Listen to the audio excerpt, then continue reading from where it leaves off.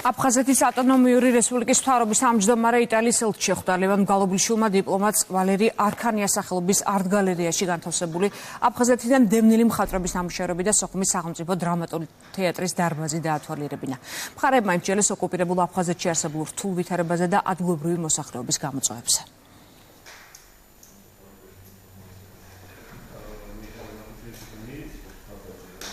დიდწილად ეს შესაძლებლობაა, რომ კიდევ ერთხელ დავადასტუროთ იტალიის მხარდაჭერა საქართველოს ტერიტორიული მთლიანობის მიმართ და დავადასტუროთ ოკუპირებული აფხაზეთის არაღიარება. ჩვენ ასევე არ ვაღიარებთ არჩევნების შედეგებს, რომელიც რამდენიმე კვირის წინ დე-ფაქტო რეგიონში ჩატარდა. ჩვენ გქონდა შესაძლებლობა აფხაზეთის ავტონომიური რესპუბლიკის და იტალიის ზოგიერთ ინსტიტუციას შორის არსებული ურთიერთობის განხილვის, მათ შორის სოხუმის უნივერსიტეტთან, რომელსაც აქვს თანამშრომლობის ძალიან მნიშვნელოვანი პროგრამა ნაპოლის უნივერსიტეტთან. ვისაუბრეთ იმ სირთულეებზე და იმ საჭიროებებზე, რაც აქვთ ჩვენს მოქალაქეებს დროებით ოკუპირებულ ტერიტორიაზე, ასევე ვისაუბრეთ ორმხრივ მეგობრულ ურთიერთობაზე, რაც მოიცავს საგანმანათლებლო და ჰუმანიტარული კუთხით მხარდაჭერას და რაც მნიშვნელოვანია ჩვენი იძულებით გადაადგილებული დროებით დევნილი მოსახლეობის ღირსეულ დაბრუნებას თავიანთ